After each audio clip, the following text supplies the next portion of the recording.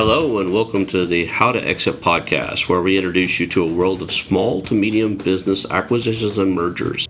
We interview business owners, industry leaders, authors, mentors, and other influencers with the sole intent to share with you what it looks like to buy or sell a business. Let's get rolling.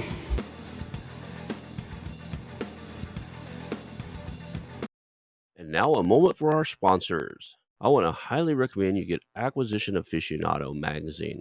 Every month, Acquisition Aficionado magazine brings you tactics for business buying and selling you won't find anywhere else. Learn firsthand from industry leaders who share their success stories, featuring in-depth interviews and stories from leading figures in the business acquisition industry.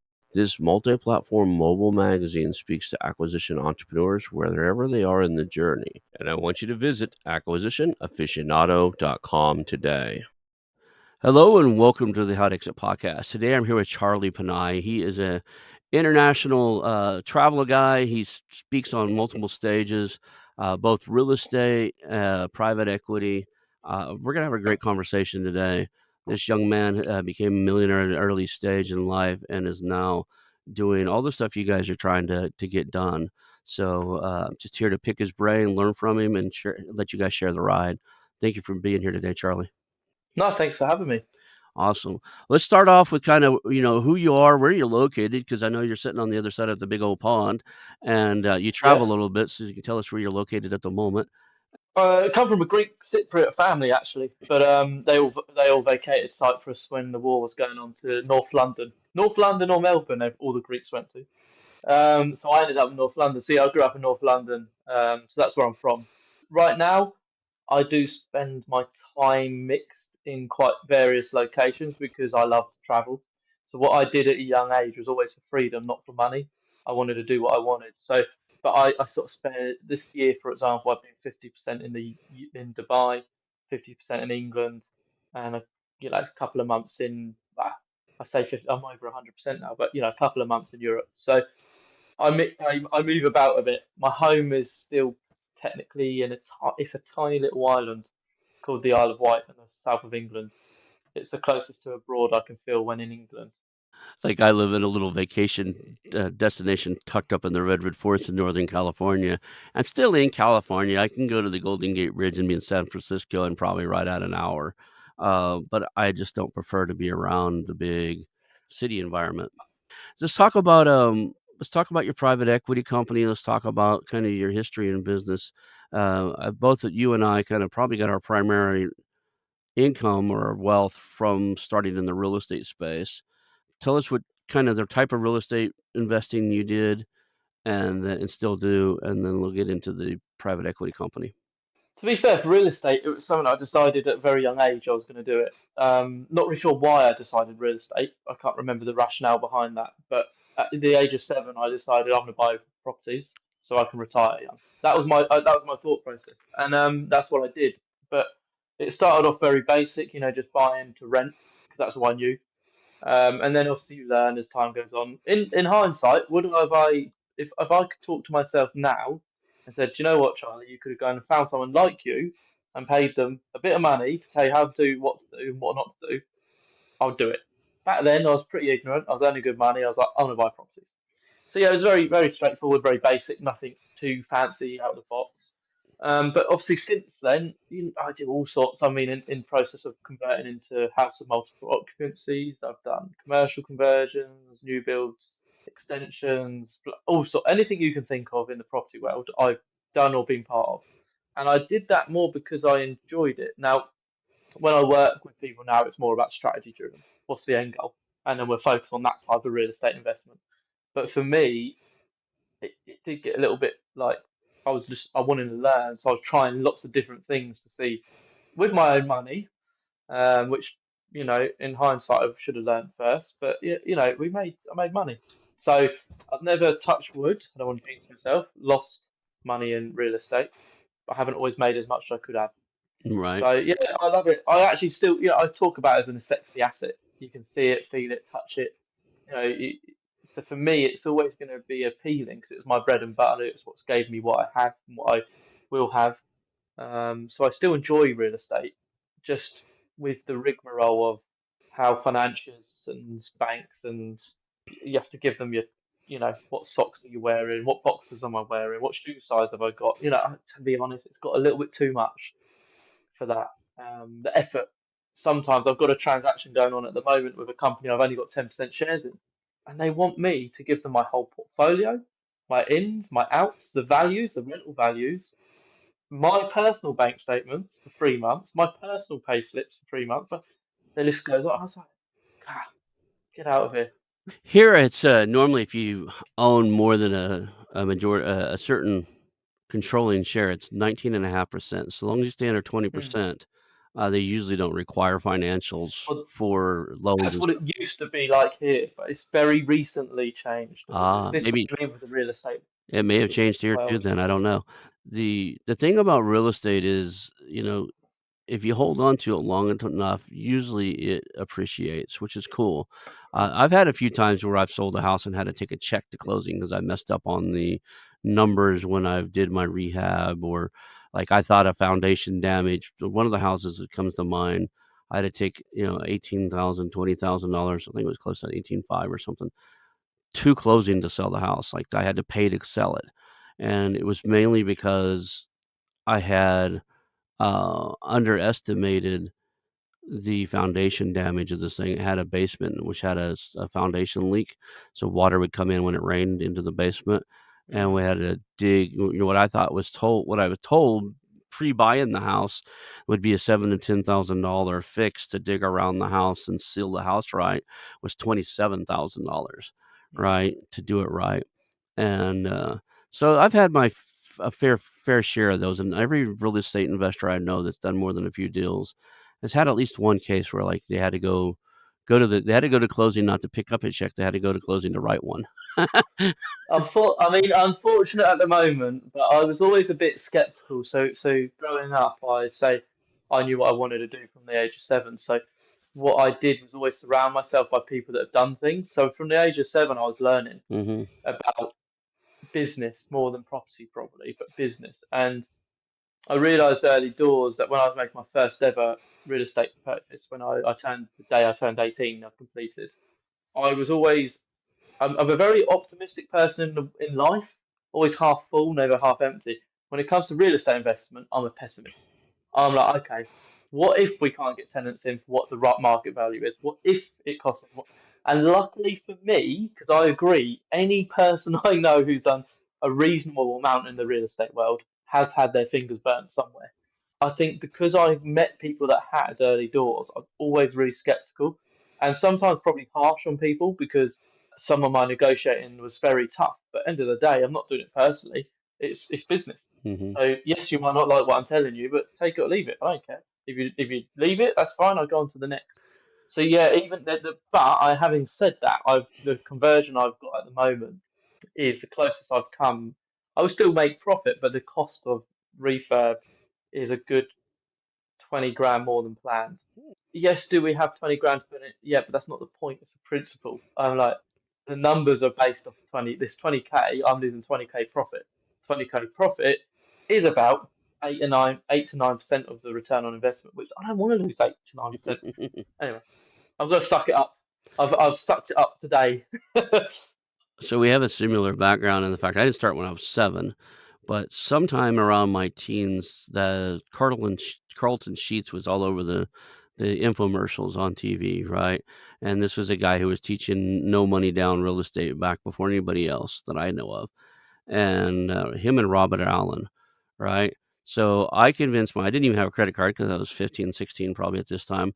Convinced my dad, said, I was painting houses with my dad. Said, look, I'll give you the cash for this, but will you order this for me? I want to do some of these because we were painting a lot of and remodeling a lot of houses for real estate investors, and I seen what they were doing. I was like, I'd like to get into this.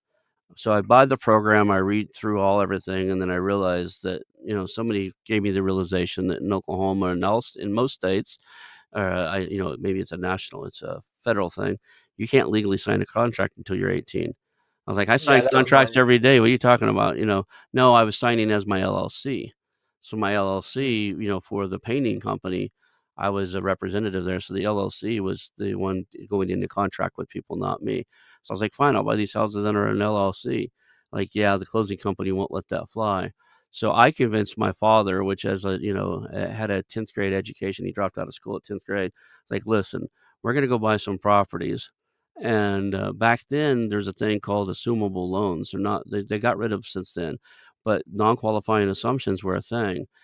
We partnered up. He had a buddy of his that was the Tulsa County sheriff at the time. And the sheriff would tell us when somebody was going to jail for 5 to 6 years, and we would meet with them and say if they owned a house, say, look, we'll put $5,000 into a savings account, under your name or under somebody's name that you trust. You deed your house to us, and we'll pay the payments, and we'll take over your house. And we got 2, 3, 4 or 5. His dad had 6 properties at the peak. One of them was one we used to live in, so there's 5. We picked up 5 properties that way, and then, unfortunately, because I wasn't 18, by the time we got all of them, when they got a divorce, they fought over them, and they ended up having to sell them all to pay the attorneys. Mm. Because my mom technically, they were mom's and dad's houses, but I was, a partner. I did it mainly because it made our lives more comfortable, right? I was in Yeah, before I yeah. was 18, they made more money, I got more things to do and more time, they were less stressed. So, but yeah, we accumulated about 5 or 6 properties by the time I was 18 in 2.5 years, of getting the Mm. program, but mostly because we were doing these non-qualifying assumptions. There's lots of creative ways still today. Obviously, there's things that have been taken away and gone and whatever, but there's always a creative way, and this is in business or real estate. Yeah, But there's always creative ways to do things. It's just knowing people, being around like-minded individuals, speaking to people, and you learn stuff all the time. I reached out to a gent who is in this similar space to me, and he was doing something I just couldn't figure it out. Now, I've got a bigger background in real estate than him, so people would think I know the answer to that. But I was thinking, how the hell bloody hell is he doing it? So instead of me trying to figure out, I just phoned him, and obviously we're quite an open world if we want to communicate and be friendly with each other.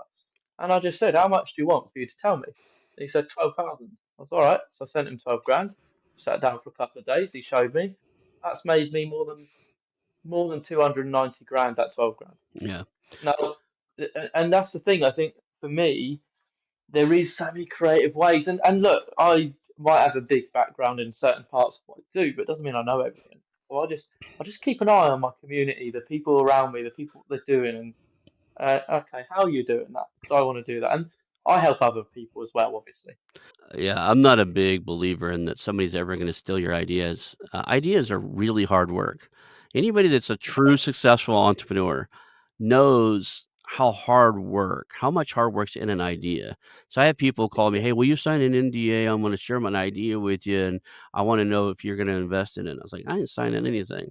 If you want my No, information, I'll give it to you, but I promise you however easy you think your idea is, I'm 52. I don't do ideas anymore. I pretty much wanna buy a company that's I don't already want to do running.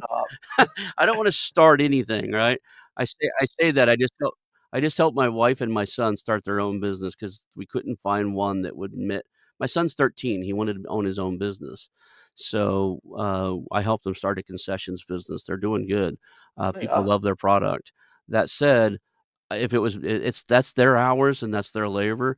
In my mind, I was like, if we can't go find something to buy, that will produces the income you're wanting, that's already got proven market fit, man, that's a lot of work. But to get back mm, to circle the point I was making is people all the time worry that someone's gonna steal your idea, but they don't understand truly how much hard work, time, and energy it takes to take an idea to market, prove market fit, and make a profit. realistically, people that will steal your ideas are people that haven't been there themselves. So you're talking to the wrong people. Mhm, Yeah, the ones who might steal your ideas are the ones who aren't successful. If you speak to someone who's started a small business, they mhm. don't have to be super successful. They do understand how hard that is. So they won't be afraid of just giving you some nice tips. And they might not know the answers, but what they will do is tell you what not to do. They might not have the solution, but there's definitely things they've done that they shouldn't have done, and they'll say, avoid that, go here. Or best norm more often than not, they might know someone Yeah, who can help you. So you invest in $20 into a coffee meeting, chat, bit of cake.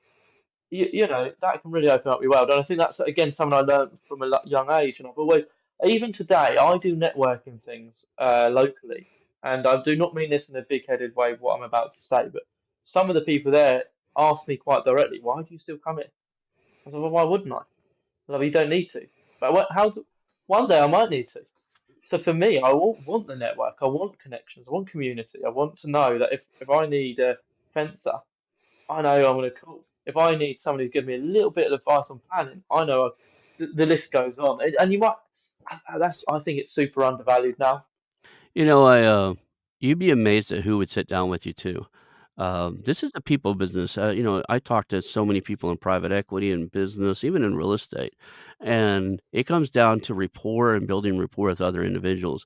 I've won real estate deals where I wasn't the highest offer, where I was $5,000 or $6,000 Well, less than the highest offer, mm, but the family just liked me more.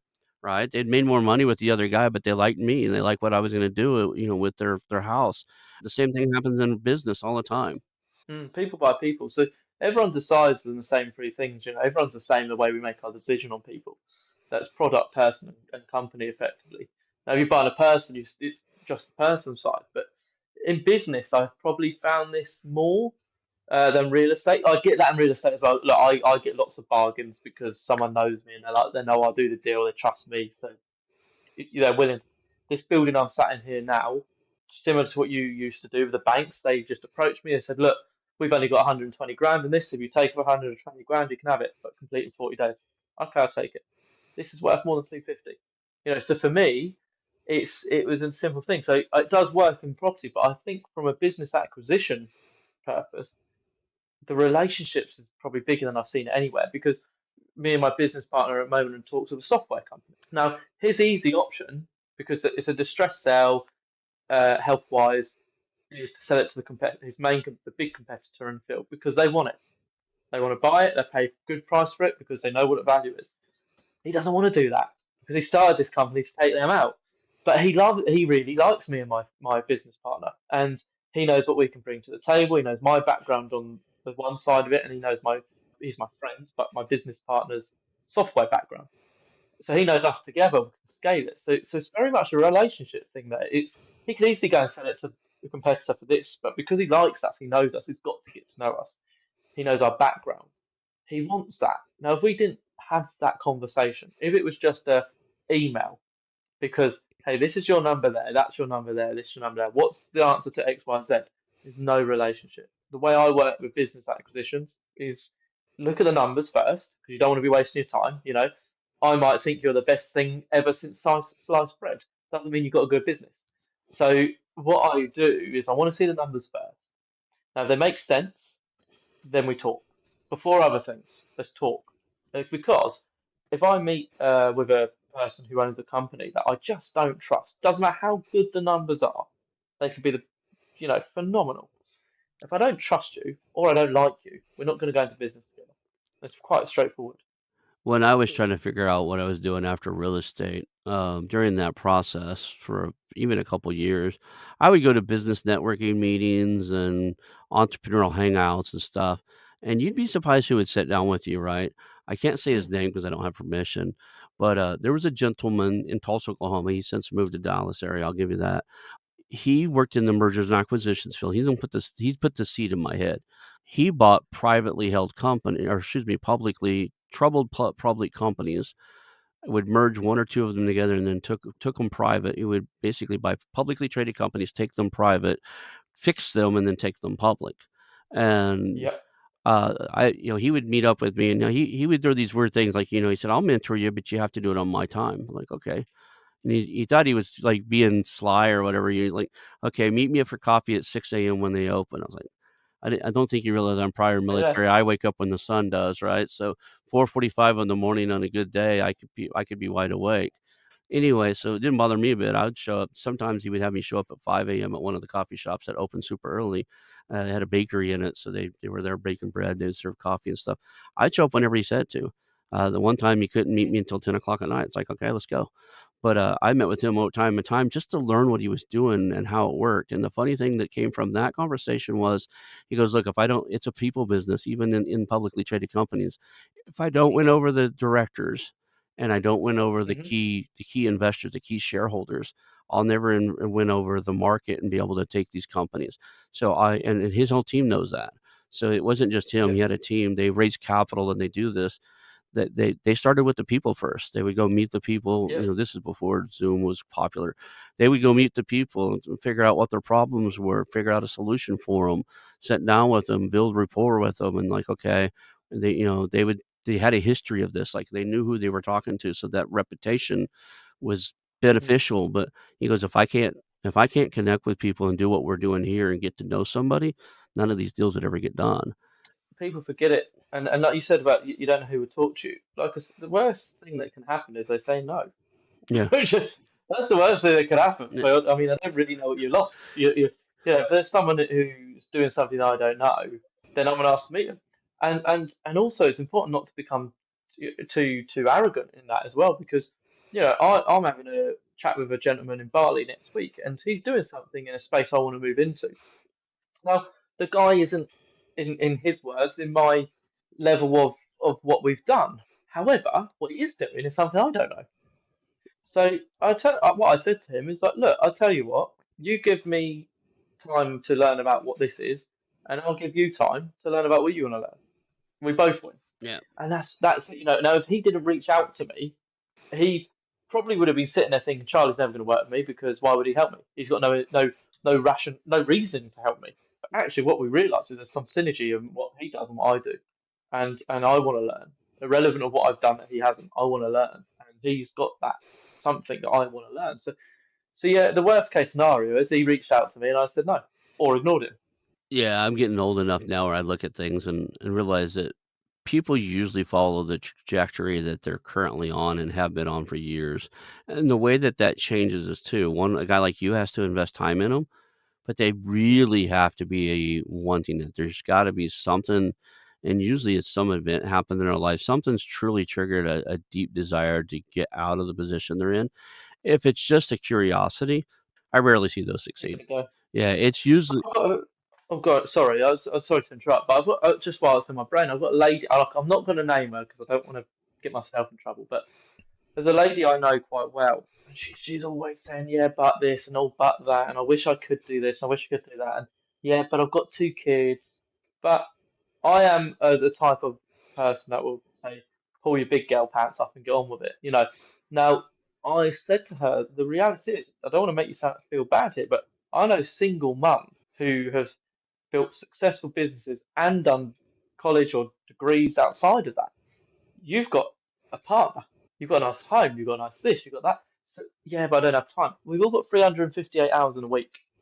So actually, you've got a hell of a lot of time, but you're not applying yourself. You're not using your time wisely. And the problem with this person is, and I say this openly to them. I'm not naming them for a reason, but I say this openly to them.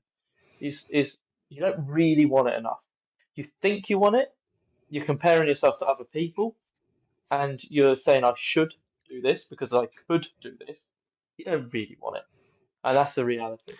When I hear people say, "I don't have enough time," I get this flashback from when I was a kid. Now, I'm gonna say something that people will go, "Your father abused you." No, he didn't. But my dad would give me that little smack in the back of the head, you know? Not on a Yeah, your head's yeah, hard. It didn't hurt. It was kinda more insulting. And, anytime I told my dad was like, "You need to do this." Like, "Dad, I'm busy. I don't have time." He'd whack me back in the head and say, "Time's not had, it's made. And if I tell you to do something, make yeah, the time to get it done." Right? And that's to this yeah. day, if somebody says I don't have time, I was like, "Look, time's not had. We all have the same amount of time. Time's made. If it's a priority to Yes. you, you will make time. So change your priorities." Well, I come back to the couple only because it's today that I had lunch with these people. That's what they said about time. I was like, but I can make time. If you hold value to my life in terms of I think you're a good person, your family, I love you, whatever it might be, business, I will make time. There's no such thing as not having enough time. You just structure it. We feel like that. I'm sure you and I both have moments where we think, blimey, how am I fitting all this in? But we get it done. I have a requirement in my own mind where I go to the beach here, the ocean, and watch the water for a couple hours a week, every week, because it centers me. It's like meditation to me. It brings me joy. And I've just been like, my wife's like, "Do you realize you haven't, since we moved here 2.5 years ago, this is the first 2 weeks that I haven't been over there." And I was like, "Yeah, I'm busy. I've got commitments to other people." And she says like, "Yeah, but that's what centers you. That's what, I can tell that you're stressed out right now." It's like, "Yeah, I'll get to it. I'll Mhm. make it happen." Now it's becoming a little bit more priority because it's affecting other stuff. I'm too busy, so I'll take the time. I'll make a block off of time. I'll go sit there and I usually read something business wise and listen to the ocean and stuff. But we do need to take time for ourselves occasionally. Mm. But like I told her, so So it took her saying I something for me to realize that I didn't make time for something I know I need. If you can give somebody something like your mountain climbing, the reason I thought about the fishing thing is I could relate to it, is you gave them a story to tell, right? mm. You built deep enough rapport because you got the chance to share a life event with them, but you created a life event that they'll tell their kids about it, like when they went and hiked this mountain and the view they had. So this mountain isn't, I call it a mountain. It's classed as a mountain in the UK. Mhm. To me, it's a hill. But you're right. This person hasn't done that before, so they're going to go away and they're going to remember that. And Yeah. whether they're ready to move their business on yet, or in a year's, or in 2 years, they will remember that. And I always have intentional relationships. So when I meet people, I always want to intentionally be there because don't get me wrong, I might establish that person's not for me, and we might never speak to each other again. But for me, it's super important that you're intentional. Now, if I'm hiking up this mountain with this person, I'm not going to get distracted by my phone, by this, by Right. that. It's a Sunday as well. I've had people say to me all the time, even last night on the phone, like, what you work on Sunday or you do?" I was like, "No, I work when work dictates, really. Like, I am very fortunate that just last month I didn't work for a whole month. Mhm. So I'm in a position that if I don't want to work, I don't work. But when I work, I work. I joke And and whether say that's on a Sunday night or a whatever, I don't mind. I always joke and say, I don't have to work any day I don't wanna increase my income. So, I've got Yeah, income, I've got money that just comes in, right? But any day I don't want to increase that, I don't have to work. But, it's not truly true because a lot of your assets, especially the business assets, you have teams there and they're increasing the income. I have teams that run this yeah, yeah, podcast. They're increasing it. They're increasing the following. They're posting stuff for me. There's systems and processes in place. Well, I guess the right phrase would be, I don't have to work any day I don't want to contribute to the increase of my income. yeah, Right? The, I'll tell you, the cool thing with these things that you would think you take somebody to your favorite fishing spot and you go the next time and they happen to be there with their kid that you'd be upset because that's your spot. A lot of people get touchy about that. I didn't. I just smiled when I climbed down the side of that little hill on that river, and there this guy was that I helped him catch the biggest fish he had ever caught in his life, and he's sitting there with his 10-year-old son. I set up my gear right beside him, like, just 5, 10 feet away. When I hooked another big one, I walked over and handed the pole to his son. I said, "It's your turn, bud." Right? mm, And because that lights me up more than reeling it in myself, right? yeah, I yeah. reel one in almost every time I go there. I know where to throw, I Yeah, know so where the channel is. you're going to do it. Yeah, Yeah, and they're too we don't eat the damn things because 'cause they're once they're like, most fish, they're if you eat fish, regularly, there's a certain size that's good, and there's a certain size you wanna put back in the river because 'cause they're good stock, they're good breeders, and quite frankly, a 30, 40 pound catfish, the meat's not that good, right? yeah, If you're gonna eat it. So, it's like, I'm gonna keep this thing, I'm taking food off anybody's table. I could go buy catfish at the damn grocery store if I really wanted some, right? You know? The whole point is that, you know, he didn't wanna sell his business, he wanted to do some he was a business owner, he wanted to invest with me. He did end up loaning us some money for a couple of deals, but it wasn't for him. But, to this day, he'll send me messages and photos occasionally on Facebook of him and his now 17, 18-year-old son. When he comes back, son's in the military now, when he's 19, 20, I guess. When they come back, they go back to that spot. I was like, "I don't live there anymore, I live in a different state now." And like, "Hey, look what they caught a 27-pound blue out of that spot." And, sent me pictures of them holding it together, one hand on like, all from this thing that, he wanted to learn something, I needed some, he wanted to learn real estate investing and was willing to put money into a project I had years ago. Now I would almost consider us lifelong friends from it. And, yeah. I'll Well, tell you, when he's most ready of to those. sell that business of his, who do you think he's gonna call? Because he knows I buy businesses now, and he knows I Yeah, still would buy a business in Oklahoma. He wouldn't bother him a bit, So, mm, I bet when he's ready to retire, he's my age, so I'm not be when he's ready, I might not be wanting it. But, when he's ready to retire, who's he gonna think of? Let's talk about your private equity company. What type of companies have you guys acquired? at the start, you look at things as a bit like a kid in a candy shop, and when you realise what you can do. Because the reality is in the US and the UK alone, there's nearly 3 million businesses for sale, sub $5 million. So, and that's our sweet spot. We like, for us to finance and to scale, we know how to package it to big players. 1 to 5 million is a real sweet spot for us. We would do less than 1 million if the profit's there and whatever. So, gosh, real estate companies, not as in asset-driven real estate companies like brokers and estate agents in the UK, software, SaaS, professional services. So things like media companies are always appealing because most of us need media somewhat. We've got a relatively balanced view on it. What we really look at is how do things, have synergy together. We've got this IT services company. Does that work with this software company? And does this company work with that? So it's always that. There's always the rogue ones where you think, that's good numbers, that's a beauty business. We'll turn that round and move it on, type of thing. But in general, we sort of focus more towards professional services, which can be vague because professional services can have various things within it, or SaaS and tech. We really focus on those areas. Now, the only problem with tech is I don't always like their measure ups. Um, but it's that's what you're invested in. So the in the tech and IT space, I have some experience in that space. When I got out of the military, I worked for the government. I ran some of the bigger IT companies on the planet. When I got burned out, I went and got a master's degree in marketing, and that's kind of how I went from marketing to real estate. But so I've been around tech. I've been around all that type of stuff. I've done technical startups. The one thing that I have to watch out for is we all have our own cognitive biases and stuff. I had a pretty decent company, one of my connections sent to me, and it's all Microsoft based, and I'm not a Microsoft fan. This is a Mac I'm using. Everything I touch is a Mac. I was a Unix guy, Unix and Linux guy when I was in the tech industry. So, I was the director of IT sometimes. So, but there's usually an IT manager. As a senior director, you have managers work for you. Somebody else handled Yeah. all the PC and Microsoft based products. I think they're inherently flawed from design. So this guy calls me up and he has a company. He's like, "Yeah, we're an IT service provider company. I want to sell it. We're doing $2.5 million a year in revenue, about $400,000 in EBITDA." And I'm thinking, a little bit small. And all we do is Microsoft Exchange Server and Microsoft something other, back end software.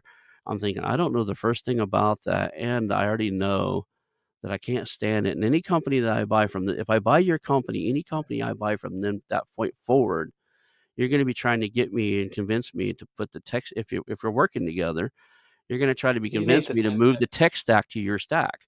And I'm not Mm. interested in that. If the company already had it, I wouldn't turn away a company that had that tech stack. But I damn sure don't want one of my core companies out there, that I'm trying to grow. Well, And I think that's if you want if you're looking for a balanced portfolio, mm, obviously tech and or IT solutions and whatever we want to phrase the company play a core part because any business needs mm-hmm, IT support. Any business needs it. Whether you have it as a full-time thing or a one you click into and pay as you go mm-hmm, type thing, you all need IT solutions. So that was why it was one of the when we first done them together. Now I bought small businesses prior to me and my business partner working together. He used to run a large American company that bought 5 or 600 million pound businesses. So they work with like the FBI and things like that. So that big company. And so when we done our first together, it was very much like let's focus on the software tech, IT solutions type of company because that's going to be a core. Because mm-hmm, like you said about the Microsoft, I actually like Microsoft, but like the I'm not a bias to either way to be fair. But if you have a solutions company that focuses on one space of tech, then naturally anything you do there on, there's going to be synergy. Now you might not change what that company uses. I've just acquired a company that's on a different CRM platform and everything. Logically, I would transfer it all over. It's the same thing, but it's not really worth it because it works well for them. Now, could we save them money by putting on the company we already own? 100%. But actually, it's work. So what's the point of changing it? So I think that's really it comes back into the strategy when we were talking real estate earlier. I think it comes into that strategy format, like where are we going? Because it is a little bit like a kid in a candy shop. There is so many options. It's a little bit like, well, I remember looking at a beauty salon. I don't know anything about beauty salons. I've scaled professional services, I've sold financial services, I've sold tech. I don't do bloody beauty salons, but the numbers were good. And you learn, don't get me wrong, I can scale most businesses, but Don't get me wrong, if his numbers were more like, say, 1,000,000 in EBITDA or 2,000,000 in EBITDA and the profit margins were great, and he had a bigger oh yeah, if he had a bigger team. So the biggest problem I had was his team was really small, and, they're doing 400K in EBITDA, and I'm thinking, at that level, I almost have to either put it can I afford a true operator? 'Cause it's, a good operator in that space is 150 grand, 200 grand, right? That's half, he's paying himself less than that. So some of it's gonna come out of the EBITDA, and I was like, You're not mm, big enough to be interesting for me to go into a space I might have to be part-time operator in until I yes, grow it, right? If he came to me and said, "I'm doing $2,000,000 in EBITDA, we're running a 40% profit margin," I could care less if he was selling bananas to the zoo for the monkeys. I wanna look at your business, right? I'll figure it out, especially yeah. if you have a team of 10 or more doing it. But that's the thing, it's a team as well. You sound similar to me. I don't want to be running these companies. Yeah. I want to just purely be involved as a executive level. We might have a board meeting. We'll Mhm. chat about strategies. We'll chat about decision making, and that will be it. And team's quite fundamental. There's a software company we're in talks with at the moment, and no, they don't actually turn over the ideal amount. Like I said, we don't normally look at anything sub 1 million, but they are sub 1 million. But it's an interesting software.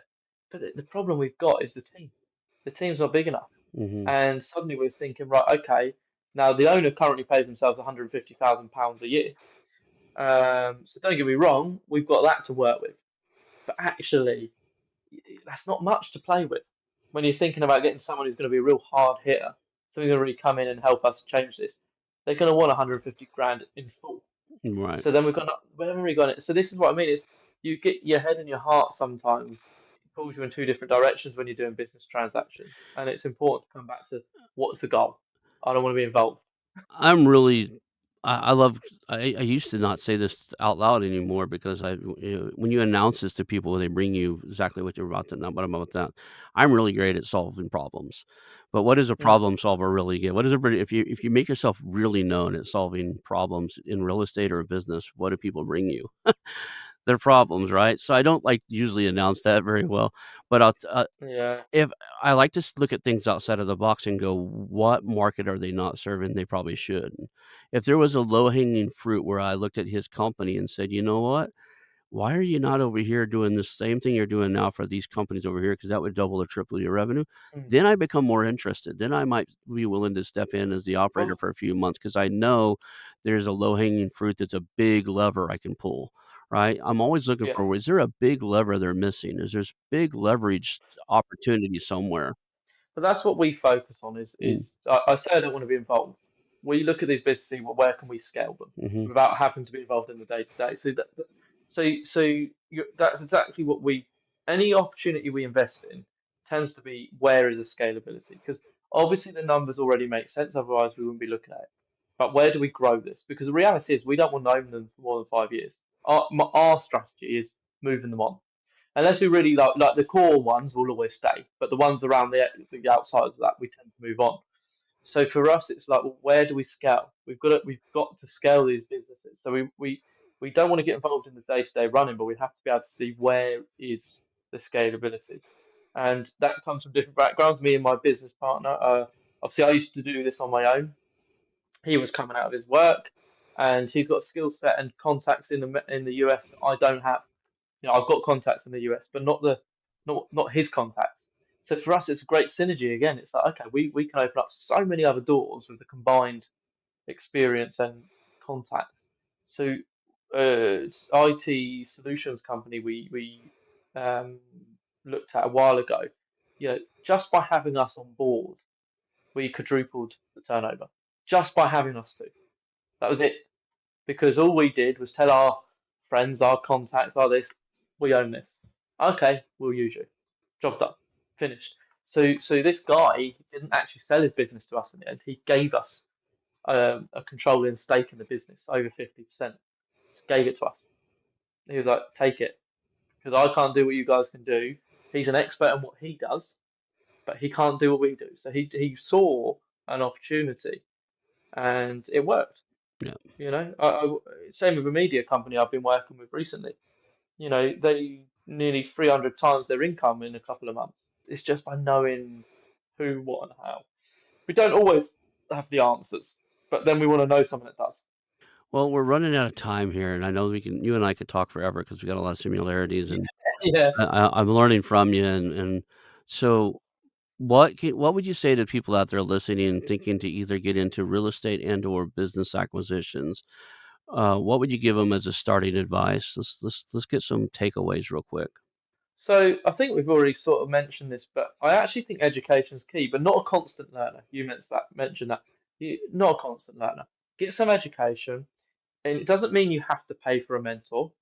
But there is some cost-effective courses out there, and also I'm sure there's someone in your community that we've talked about already about just bending their ear, seeing if they can spend time. That is the biggest key. Whether you want to go real estate or because I can tell you now, if you worked with me on real estate now, I will get you to what took me 10 years in 1 year. But that's the reality. So I'm not saying to work. I don't have any spaces at the moment, but I'm just saying as an example. So for me, that's the biggest thing is educating, and it doesn't mean years of education. It means some education, massive action. Both go aligned with each other. What's that? I see that sign behind you. It says Grit and Growth Project. What is that? So that was a private community that I've run for a while. We are debating making it public, to be fair. Uh, but that started actually because of where my mentoring and speaking events and whatnot. I was used to meet people that struggled with the same stuff: mindset, action, community. What we have is we think about our friends and our family as our best community, but actually, what your parents tend to be doing is they're scared for you all the time. So when you say, I want to go and do this, they're like, oh, don't do that. And maybe your friends could be jealous because you're going outside of it. And that sounds harsh to say your friends could be jealous. It's just that's the reality. So I saw lots of people that struggle with community. So what the community was built for was actually initially just about growth and people celebrating your daily wins and supporting and just being able to go in there in tough times. Like, I don't know, I've got this happening. My such and such manager's doing this. I don't know what to do. There's a community of people that are going to say, do this, do that. This is how you can go. It's grown since then. Now we have business specific, property specific, health and fitness specific. But it started out very much as let's just have a group of people that are going to help each other. I always say that most people really will tell you, and most of them are authentic. They want you to succeed, but very Mm, few people are okay with you exceeding, meaning that yes. they want you to be successful, but not that much more successful than them for a couple reasons. Not just for it's an uncomfortable thing when somebody sees you outgrow them and out succeed them, and you're doing 3x what they are because they're worried they're going to lose you in their life. They're going to, and very legitimately, Mm, sometimes that happens. We have family members who, they're all about being the mentor, being the one in charge and stuff.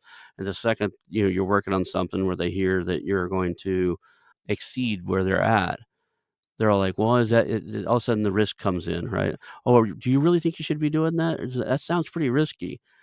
You know? So it yeah. happens, and you gotta watch out for human psychology. Not everybody that you think's interested in your best interest is interested in your best interest to the fullest of your potential. A lot of people No, are in they're not. yeah, they're interested in your best interest up until the point where you're at their level, and after that, they become real uncomfortable. 100%, and I think that's the reality of life. And I think it's not like you said. It's not about um, people being jealous necessarily. I think it is in terms of there's a jealous level to it, but I think the reality is it's actually more to do with, like you said, going outside of their comfort zone. We've gone outside of what the norm is, and suddenly once you go outside the norm to a community that normally works in a certain way, it's like, oh, okay, well, good for them, they're lucky, or this or that. But it's not. It's a difficult world. But I think I've worked with a lot of people, and I say the reality is acceptance is the key. That as you start to grow as an individual, there will be people that leave your life. Not because you've fallen out, not because you hate each other, but we grow in different ways, and I think that's the reality. I've got a good friend of mine, for example, that one of my best friends. He's very supportive of me in terms of life and general stuff. But he's not watched one of my videos because obviously I do a lot, I don't do them, but my team do a lot of videos, and he's not watched one for years. I think he said this was only last week. He told me this. It was like last, I think like for 5 years, 6 years. And he said, "Charles, they just cringe me out." And I was like, that doesn't sound very supportive. Now he's like, look, I want you to do well. I love the fact you do well, but for me, it's not me. Like he's quite self-aware. Hmm. Normally, people in his position aren't as self-aware. Yeah. They by not liking me supporting and helping people, they would moan about it. Whereas he says, look, I love it, but it's just not me. Most people can't see it, so for him, he's just self-aware. So the takeaway of that is it's okay to outgrow people. I purposely don't stay in contact with certain, individuals growing. And then there's some people that like I grew up with. I know they're never going to do what I'm trying to do. They don't have the ambition to do it. But if I happen to be in town or whatever and I'm going fishing, I'll call them up, say, "Hey, come hang out with me." Yeah, All right, and it's I've known them since middle school or longer, and still love them as individuals. They don't want to be industry titans. They don't want to travel the world. They want to go to work, feed their family, and do what they do for enjoyment. And that's okay. That's who they are. I'm not going to take a business advice from them, and I'm quite honestly, whenever we're anywhere, I don't dish out that's business good. advice to them because they don't want it. Right? That's Yeah, not their world. I agree with that. Like we all have different phases of friends and different groups of friends, and I'm the same. There's I play football or soccer, Hmm. as the US calls it, and those group of friends, they're not there. They're not there for that. They're just there for them. Football's life. They work Monday to Friday. They look after their family. They pay the bills. They play football. So we don't really converse about anything to do with business. Hmm. You get the odd one that private messages me and help ask me for like, oh, what should I do with this child? But in general, in person, they don't want to be the one that asks that. And to be fair, it's fine by me because actually I enjoy their company in Mhm, terms of that's mhm. my escape from business, and I think it's okay. I think that's the key takeaway. It is okay. As soon if you are new to buying businesses or real estate, whatever it is your listeners are going to go into here, people will not like it. There will be people in your environment that don't like it. So the fact is, it's okay. The gentleman, my business partner, who I said is a friend, I remember he comes from a quite a closed mindset environment, as best way to put it. And I remember years ago, I think last year he'd done 55 flights in the space of a year, from Japan, US, Sweden, US, all over the shop, UK. And he got a message off this guy who we both know since we were young. And he said, "Oh, look at you, Mr. Big Shot. You think you're all this." He doesn't actually post about anything. He doesn't say anything. But because he's out there working hard and grafting and doing well for himself, this guy just gave him a load of grief. And it was such. I felt quite bad for the guy that sent it, actually. I don't want to Yeah, sound harsh, but I felt quite bad for him because I thought, well, that's quite sad that you feel that way because that means you're stuck focusing on yourself right. rather than really being looking at about so yeah, that's the key thing is take massive action, get education, whether that's through like educating in terms of paying for courses or finding people. And then actually the biggest thing for me is actually being okay that as you move, people will leave, and it's important to accept that if you want to grow, not everyone wants to grow. Yeah, it's on them, not you. You've gotta each of us have to choose our own path in our lives, and to be honest, the best way to get there is to surround yourself with people that are already on that path ahead of you, right? Hmm. It's the rule of thumb is you're gonna mimic the 5 people you spend the most time with. And just got to watch out for that because you'll people naturally live up, including yourself and me. We live up to expectations, so be around people that expect more out of you, not less. And Oh yeah. I still go to family events, I still go to do other stuff. And but I watch how many hours I spend with people who, there's a joke in our family is like there's a phrase in Oklahoma that I don't know that's anywhere else where they refer to it as a rich bitch snob, right? And I drive an old beater of a car, even when I was doing real estate. I don't drive fancy vehicles. I don't buy fancy houses, but the fact that I own a bunch of real estate, they'd always like, "Oh, here's our snooty little rich bitch cousin," and I was like, and I've heard that. Yeah, and it's part of that is, it's okay, but, then they turn around and then they get in trouble and they call me and see if I'll bail them out of jail, or they'll get in trouble and say, "Hey, I'm getting evicted. Do you have a house for me?" And I was like, I'm sorry, I don't do that. I have investors, I have commitments. I don't rent or sell houses to family or friends, and I don't bail people out of jail. It's just Yeah. 'cause, I have commitments to investors and commitments to business that, I just don't do that. Now, if my own sister was in trouble, that would be different. But, for most cases, I'll It's cool. yeah. I get it. I've been, locally from where I'm from, I've definitely been told people sometimes say I might be arrogant, but it's like, well, they don't even know me. Yeah. You know, they don't know me. They've not spoke to me. So how can you say that? So that's where I think maybe at the start of my career, I used to worry about it far more than I do now. Mhm. I used to worry about what I did say in front of people, what they found out about me, because I didn't want them to know my wealth. Because as soon as I knew my wealth, I actually managed to keep my wealth a very good secret for a long time. And then a business magazine done a front page spread and a few pages internally about me, and that ended that secret. But for me, I used to worry about it quite significantly earlier. But it doesn't mean I don't care. But nowadays, I'm like, "Do you know what? It's on you. If you don't like, at the end of the day, I help thousands of people a year. So for me, that's what I'm happy about. So yeah, if you don't like what I do, then that's on you, not me. Right. So how do people reach out to you? How do people work with you or get to know more about you, find information? So the best place, I hate to say it, is probably my Instagram these days, but that's the only one where you know you're going to get me directly reply to your message, which is actually quite simple. It's just Charlie_Panayi. But I use LinkedIn sporadically, and they're the best formats.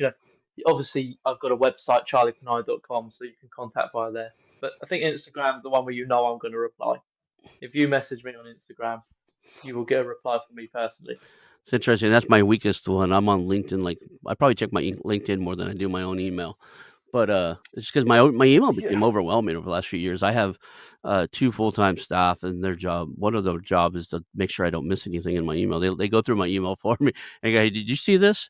They'll do my social media too. So if somebody posts something on Instagram or someone I got a message this morning, somebody posted on Instagram, they wouldn't mind sponsoring us. I was like, "All right, show me where that's at because I don't even know where to find that." So Yeah, no, I wouldn't say I'm super strong on socials. I mean, I've got a big following. I just there's some I will reply to personally, and the problem is if I try and reply to LinkedIn and TikTok and Instagram and emails and Facebook, I can't do that. So my team look after that. Instagram is what I know. You want to talk to me, drop me a message. I will reply personally. that's the same here as I have probably close to 140, 180,000 followers across the channels, and I miss Mm, things all the time. So the team's like, "Hey, this guy sent you a question." They don't answer questions for me because I know people send something they want to talk to us individually. So yeah. but I don't want to miss it because there's been times where the reason I have them even digging through everything is there's been times where I'll go look at something and go, "Wait, somebody sent me this. It's August. Somebody sent me something in June asking a question, and I didn't see it until now." So I feel bad, but well, thank you for being here today. Hang out for a few seconds. Is there any final thoughts you want to add before we go? I don't think so. I mean, I think we went into quite a good conversation about different parts. Maybe not the normal conversation of business, but I think that's the reality. People overthink it. They think, oh gosh, to buy multi-million-pound businesses, you have to be in a suit and a tie and have your fancy watch and sit here and talk proper. The reality is, it's relationships. We said it already, but Yeah. that's it for me. So I like this conversation. It's very much relationship driven. Awesome. Well, thank you for being here and hang out for a few seconds. We'll call that a show. Yeah. I want to announce our new channel partners, the ITX Marketplace. Since 1998, ITX has created $5 billion in value by selling more than 225 IT businesses in 20 countries. ITX works exclusively with IT-enabled businesses generating between 5 million and 30 million who are ready to be sold, and M&A decision makers who are ready to buy. For over 25 years, ITX has developed industry knowledge that helps determine whether a seller is a good fit for their buyers before making the match. ITX Mergers and Acquisition Marketplace we have partnered with has a proprietary database of 50,000 plus global buyers seeking IT service firms, managed service providers, Microsoft service providers, software as a service platforms, and channel partners with Microsoft, Oracle, ServiceNow, and the Salesforce space. If you have an IT-enabled business you're ready to sell, I want you to visit the itexchangenet.com/marketplace. How to exit. That link will be in the show notes. Visit them now.